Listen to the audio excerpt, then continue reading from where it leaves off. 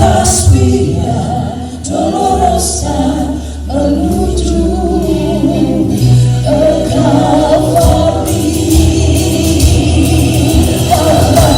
Yang melepas membasahi bumi, membasuh dosa manusia.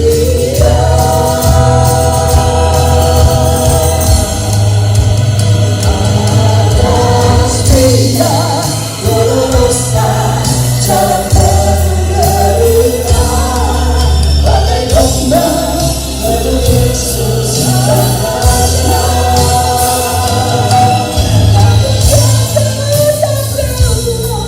Karena kasihnya pada kita. Atas Via Dolorosa menuju ke Kalvari.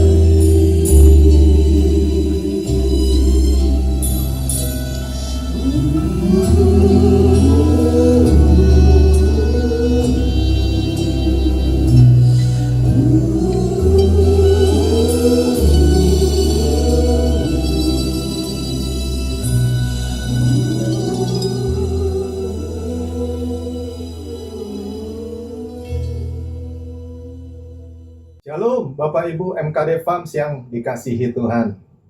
Hari ini kita merayakan perayaan Jumat Agung. Perayaan yang berbeda dengan perayaan yang lain. Natal, suatu perayaan yang meriah dan indah. Tapi kalau Bapak Ibu baca di Alkitab, Tuhan Yesus tidak pernah menyuruh murid-muridnya untuk mengenang atau memperingati hari kelahirannya. Tetapi hari kematiannya, darahnya tercurah, kasihnya buat kita semua, Tuhan minta kita untuk memperingatinya. Inilah hari raya Jumat Agung.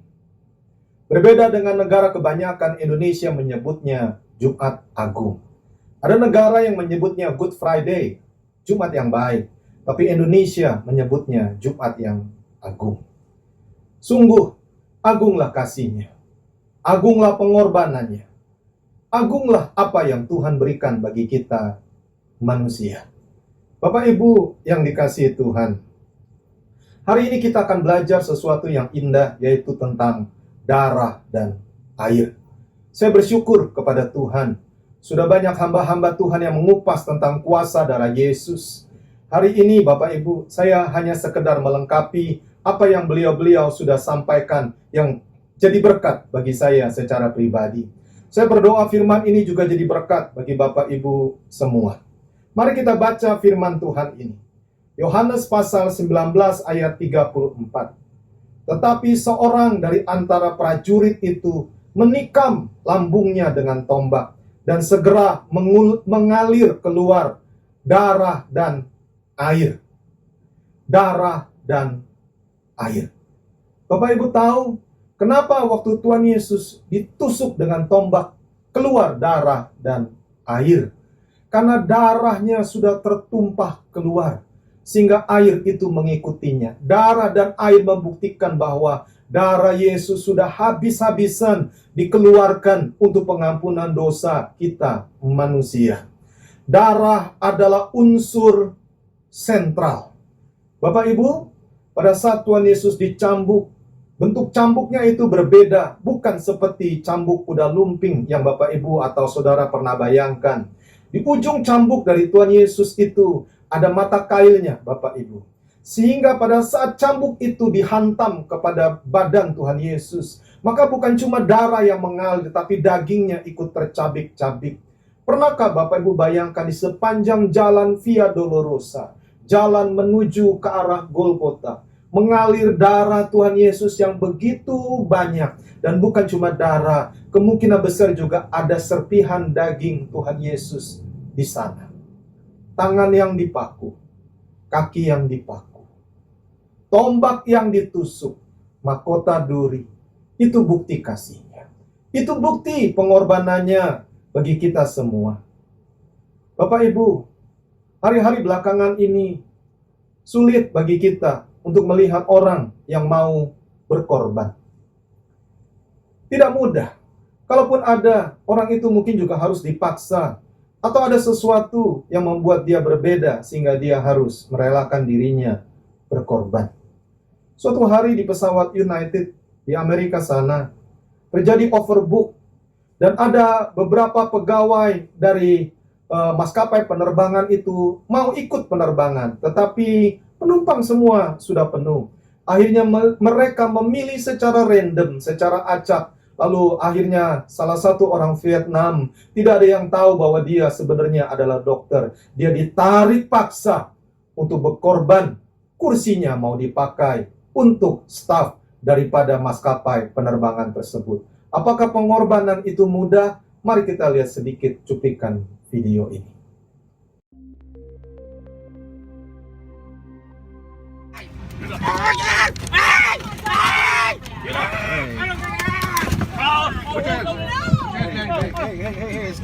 come on. Come on.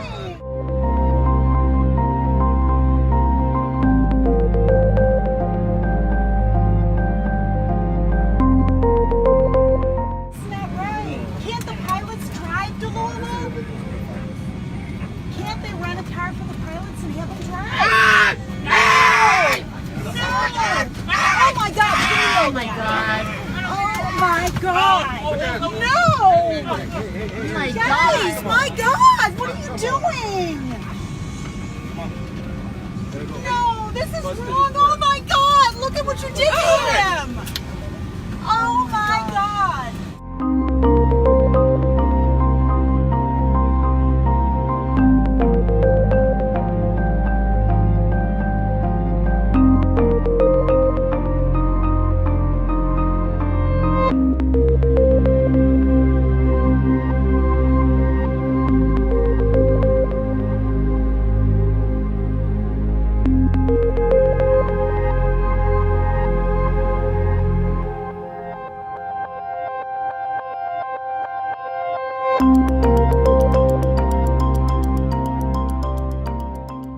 Tidak mudah untuk sebuah pengorbanan.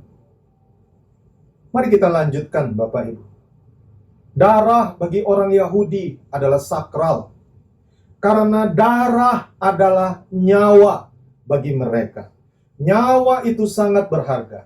Jadi kalau darahnya ditumpahkan, artinya sesuatu yang berharga sudah ditumpahkan. Mari kita baca Ulangan 12 ayat 23. Tetapi jagalah baik-baik supaya jangan engkau memakan darahnya, sebab darah ialah nyawa. Maka janganlah engkau memakan nyawa bersama-sama dengan daging.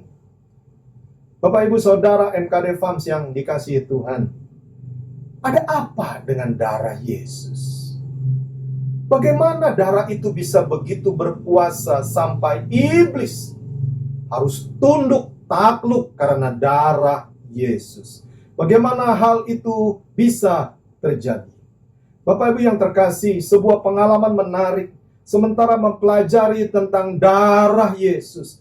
Berkali-kali saya ditolong Tuhan pada saat berhadapan dengan kuasa kegelapan. Sebab iblis itu dikatakan dia takluk, dia tunduk dengan darah Yesus dan kesaksian kita. Mari hari ini kita belajar 5 hal tentang makna darah Yesus. Yang pertama-tama adalah darah Yesus memiliki kuasa untuk mengampuni dosa saudara dan saya. Matius 26 ayat 28. Sebab inilah darahku, darah perjanjian yang ditumpahkan bagi banyak orang untuk pengampunan dosa. Perhatikan kata pengampunan di sini. Pengampunan di sini artinya membebaskan kita dari hukuman. Kenapa? Bapak Ibu yang terkasih. Sebab Yesus sudah menanggung segala hukuman itu. Sehingga membuat saudara dan saya, kita tidak perlu dihukum lagi. Inilah berita baik itu. Kita tidak sedang berjalan menuju ke neraka, tetapi kita sedang berjalan menuju ke surga. Kenapa? Karena darah Yesus sudah mengampuni kita. Ingatlah firman ini hari ini baik-baik. Mungkin hari ini ada Bapak Ibu yang berkata, "Oh, dosa saya terlalu besar. Saya adalah orang yang tidak bisa lagi untuk diampuni. Karena betapa bejatnya saya, betapa kotornya hidup saya." Hari ini ada berita baik buat saudara. Mari dengarkan. Kuasa darah Yesus sanggup untuk mengampuni dosa-dosa saudara dan saya.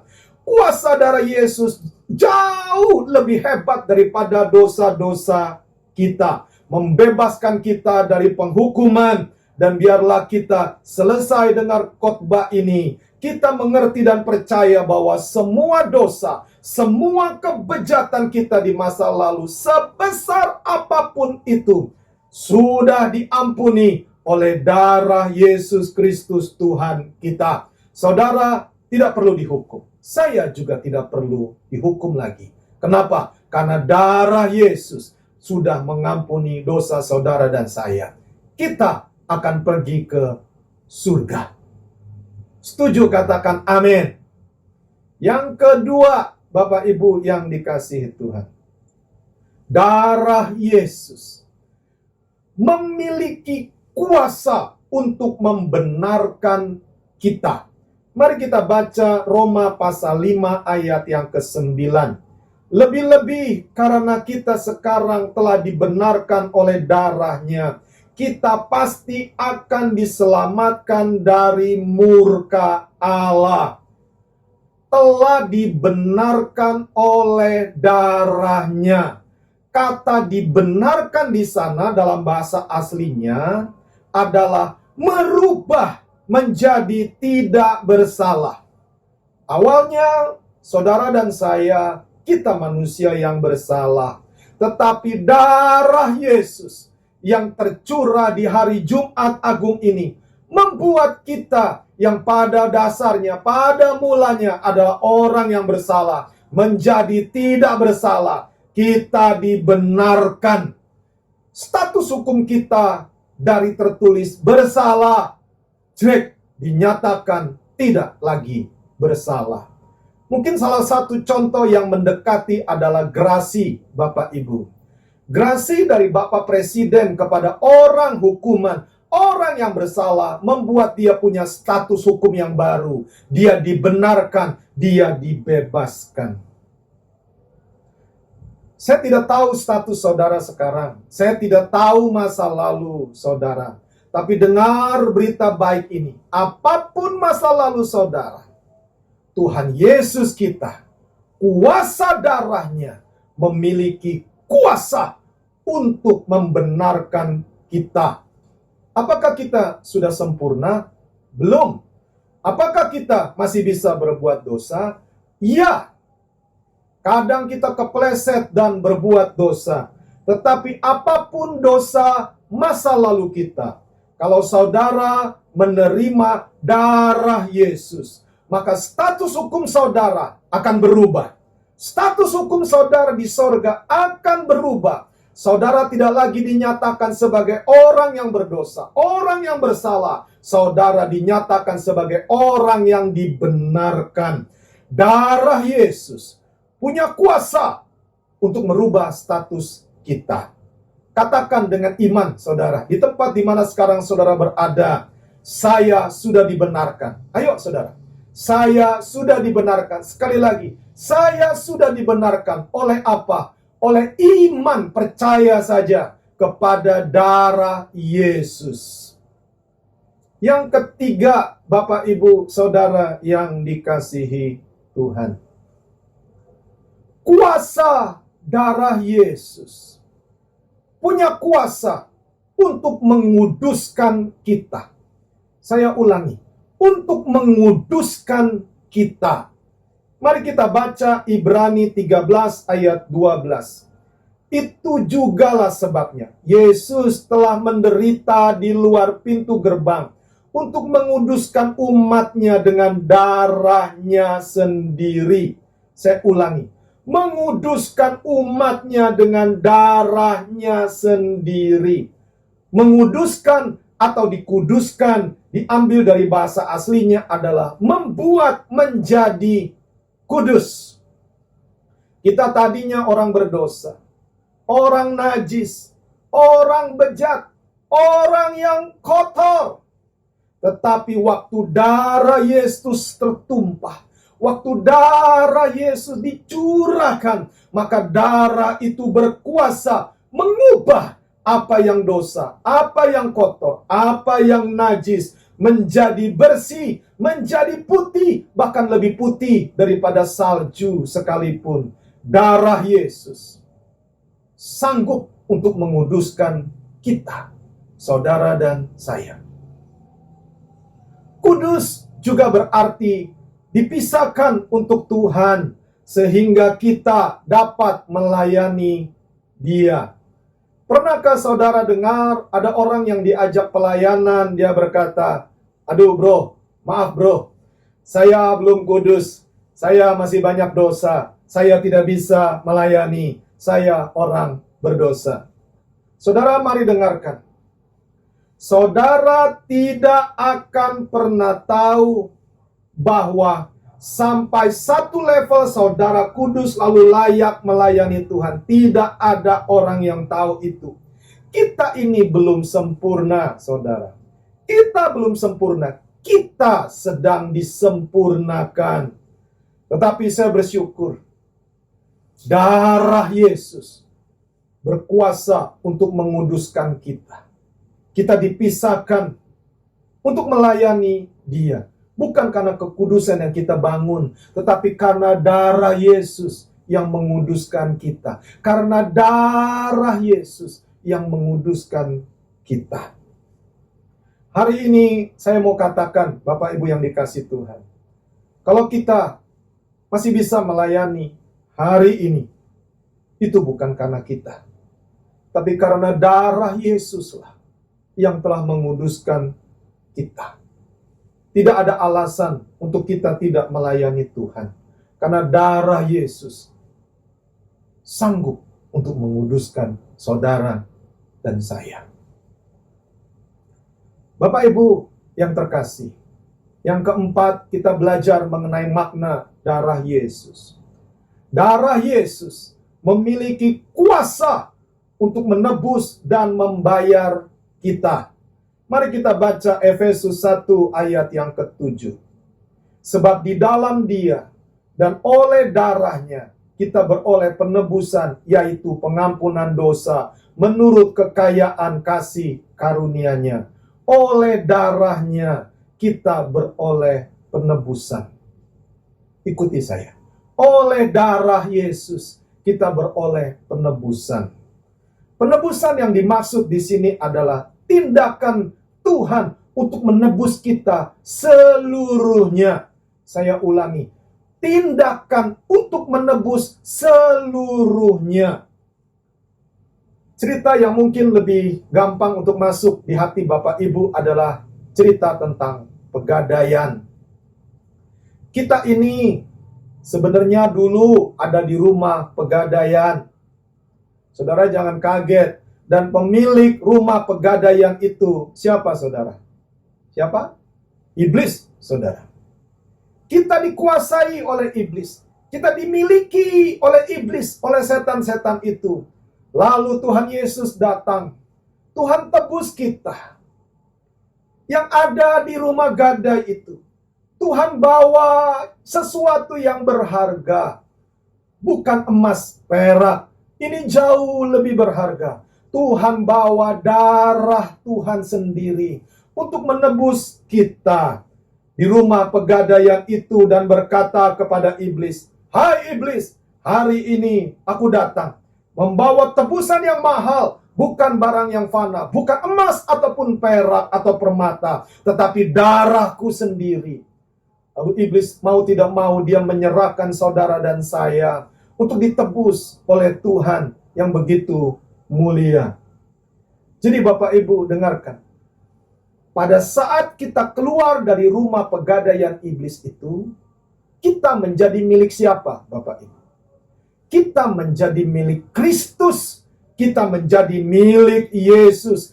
Jadi kita tidak bisa seenak-enaknya mempergunakan diri kita, tubuh kita sendiri. Hidup kita bukan milik kita lagi. hidup kita milik Dia yang sudah menebus kita.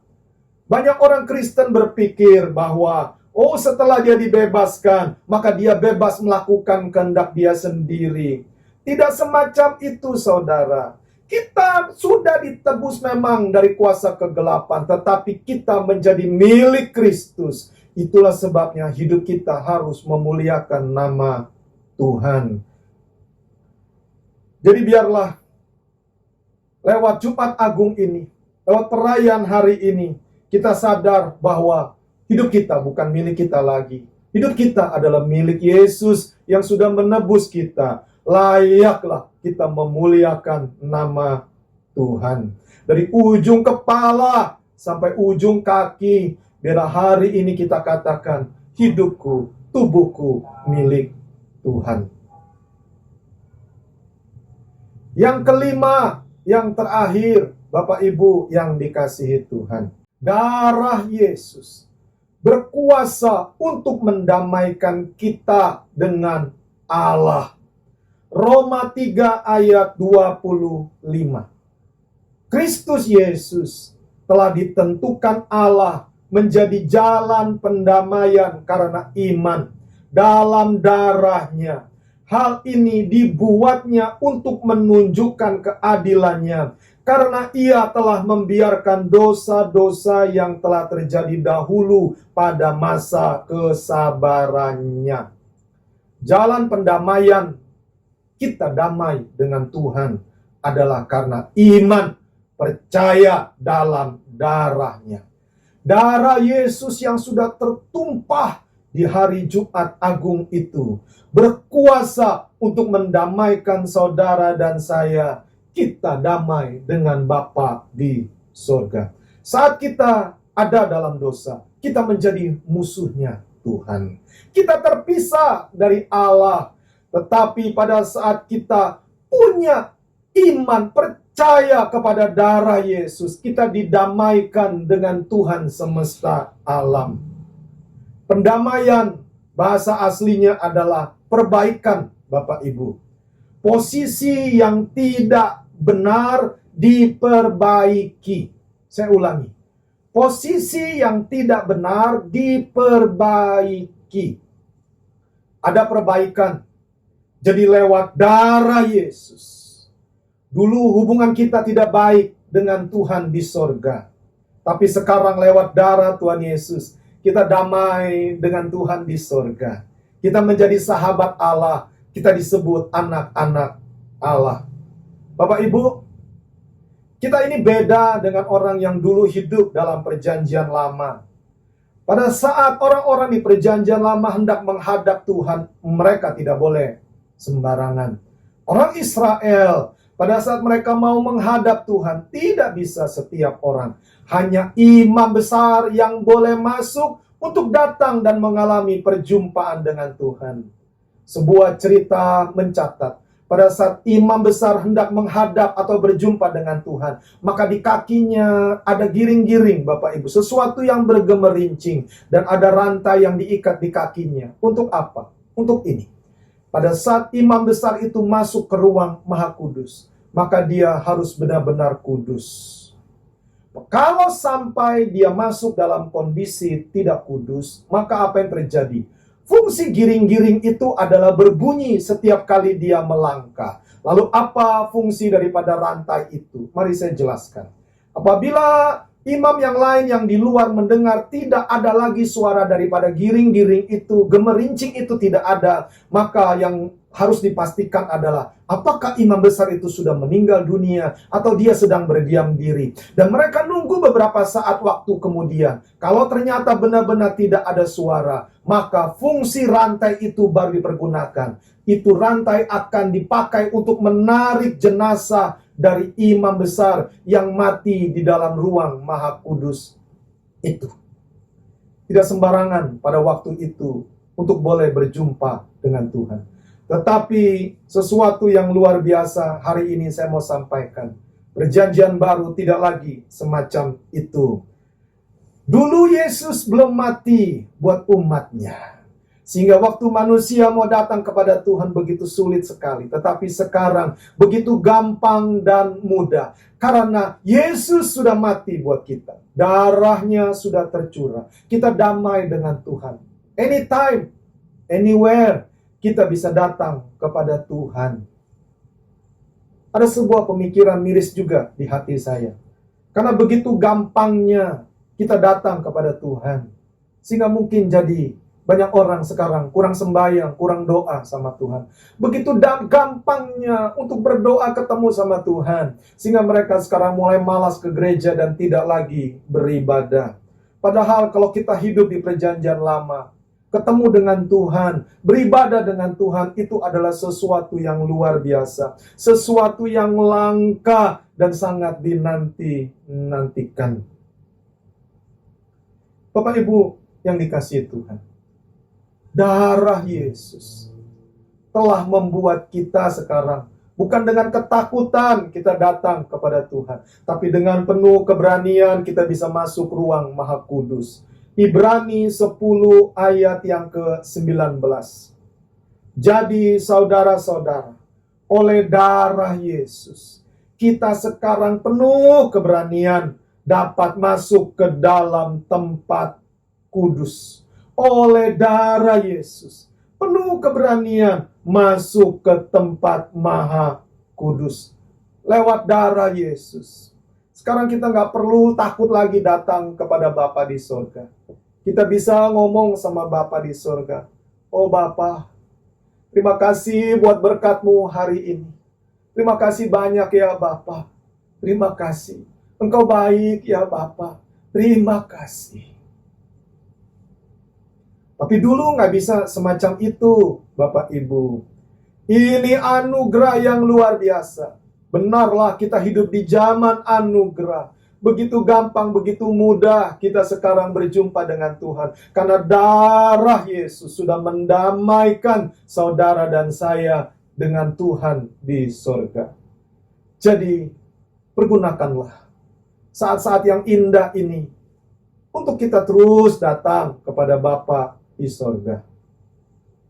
Darah Yesus, seperti di awal tadi saya sudah sampaikan, berkuasa menaklukkan iblis itu.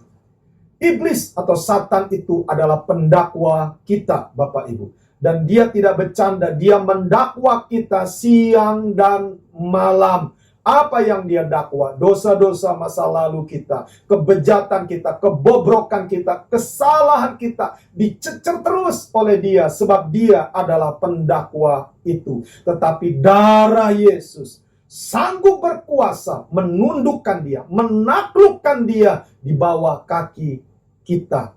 Mari kita baca Wahyu 12 ayat 10 dan juga ayat yang ke-11. Dan aku mendengar suara yang nyaring di sorga berkata, sekarang telah tiba keselamatan dan kuasa dan pemerintahan Allah kita dan kekuasaan Dia yang diurapinya, karena telah dilemparkan ke bawah pendakwa saudara-saudara kita yang mendakwa mereka siang dan malam di hadapan Allah kita. Dan mereka mengalahkan dia, iblis itu, oleh darah anak domba dan oleh perkataan kesaksian mereka. Karena mereka tidak mengasihi nyawa mereka sampai ke dalam maut. Perhatikan Bapak Ibu Saudara yang dikasihi. Mereka, artinya saudara dan saya, kita mengalahkan iblis itu oleh apa? Oleh darah anak domba. Darah anak domba itu adalah darah dari Yesus itu sendiri. Mengalahkan dalam bahasa aslinya di bahasa Yunani disebut nikao atau menundukkan kuasa iblis. Iblis itu menyerang tiap hari, Bapak Ibu. Kalau ada orang yang mengaku dirinya Kristen dan berkata, oh aku tidak pernah diserang oleh iblis, maka ada sebuah pertanyaan besar, kenapa dia tidak diserang oleh iblis? Jangan-jangan dia sudah jadi temannya setan. Jangan-jangan dia sudah jadi temannya iblis, Bapak Ibu. Sehingga dia tidak diserang.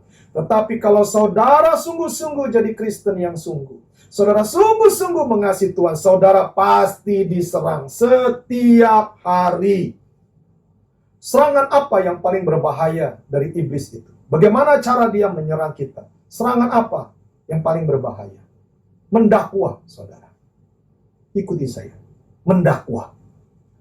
Iblis itu mendakwa kita. Siang dan malam. Dia ingetin dosa-dosa masa lalu kita. Pada saat kita hendak berbicara tentang hal-hal yang kudus, hal-hal yang baik, hal-hal yang rohani, hal-hal yang membangun, iblis seringkali mendakwa, mengintimidasi, dan dia bilang, sudahlah, kau jangan sok rohani. Aku tahu siapa engkau. Orang lain mungkin nggak tahu, tapi aku tahu apa yang kau perbuat. Aku tahu siapa engkau. Lalu iblis mulai ingatkan dosa kita masa-masa yang lalu, kebejatan kita, kesalahan kita, sehingga akhirnya kita tutup mulut dan kita terdiam. Kita tidak lagi bicara hal yang kudus, yang membangun, yang menguatkan hati banyak orang.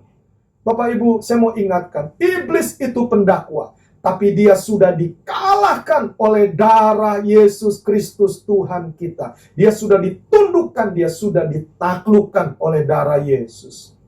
Ada beberapa orang Kristen yang berpikir, pada saat dia mau menyatakan kebaikan, hal-hal yang membangun, hal yang kudus, hal yang berharga, tetapi tiba-tiba di hatinya ingat bahwa dia adalah orang yang berdosa. Masa lalu dia begitu buruk sehingga dia jadi gentar. Lalu dia berpikir, oh itu Roh Kudus yang mengingatkan saya.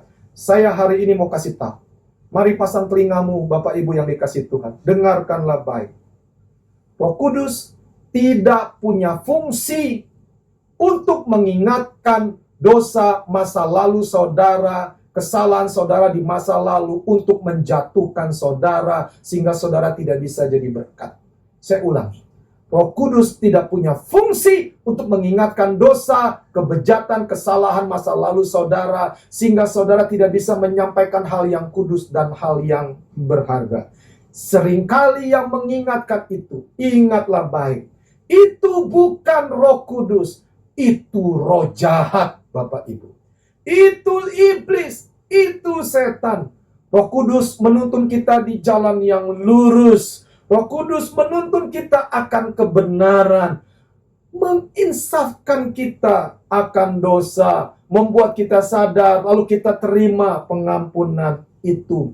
Roh Kudus, perhatikan, tidak mengingatkan kita dosa masa lalu kita, sehingga hal itu menjadi intimidasi buat kita. Roh Kudus tidak pernah mengintimidasi kita. Camkan baik, saudara. Kalau saudara terima itu, maka saudara akan diberkati bahwa Roh Kudus tidak pernah mengintimidasi kita. Yang mengintimidasi kita, itu setan. Yang mendakwa kita, itu iblis, saudara. Saat saudara dengar khotbah ini, saya berdoa, Roh Kudus bekerja dalam hidup saudara. Bukan untuk mengingatkan dosa-dosa masa lalu saudara. Bukan. Lalu saudara menjadi terintimidasi, bukan. Tapi Roh Kudus mengingatkan saudara bahwa sebesar apapun dosa saudara, darah Yesus sanggup untuk mengampuni saudara dan saya. Kuasa darah Yesus jauh lebih hebat.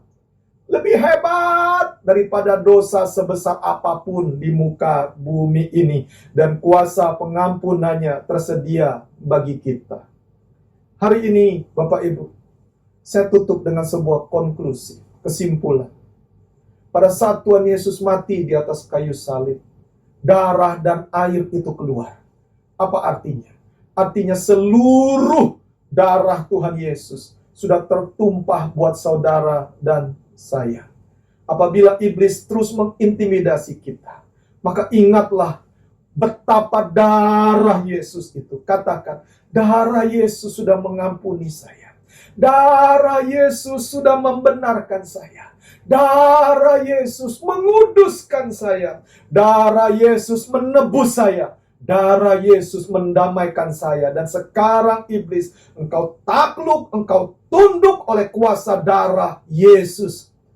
Saudara mengerti, iblis itu dikalahkan oleh darah Yesus dan kesaksian kita. Kesaksian apa? Kesaksian bahwa darah Yesus berkuasa atas kita. Sehingga mau tidak mau, iblis itu dia harus takluk, dia harus tunduk di bawah kaki kita. Mari pejamkan matamu. Mari kita satukan hati dalam doa. Tuhan, kami sudah dengar firman-Mu. Biar firman ini jadi kekuatan bagi kami. Terima kasih buat Jumat yang mulia. Terima kasih buat Jumat yang begitu agung. Agunglah kasih-Mu. Agunglah karya-Mu. Agunglah pengorbanan-Mu ya Tuhan. Terima kasih banyak ya Tuhan. Engkau ajarkan kami banyak hal hari ini. Biar kami terima itu dengan hati, dengan iman kami. Kami percaya kepadamu Tuhan. Terima kasih buat pengorbanan-Mu ya Tuhan. Terima kasih.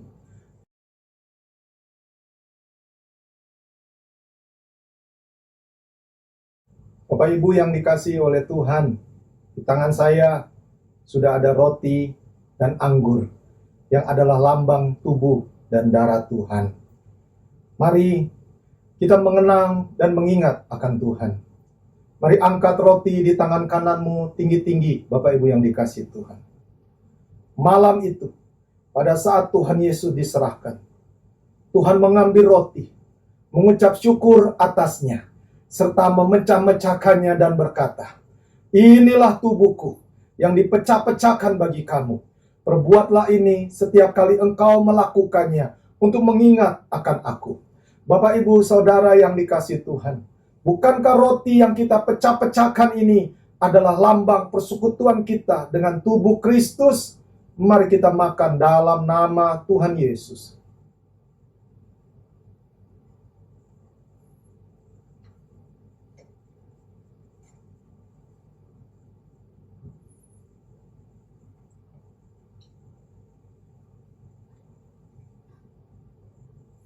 Amin. Demikian juga sesudah makan, Tuhan mengambil cawan dan berkata, "This is the cup of blessing." Ini adalah cawan berkat, bukan cawan murka. Sebab murka sudah ditumpahkan sejadi-jadinya di atas kayu salib.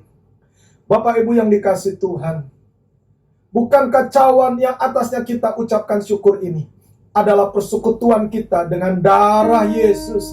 Mari kita minum dalam nama Tuhan Yesus. Mari kita naikkan ucapan syukur kita sekali lagi kepada Tuhan.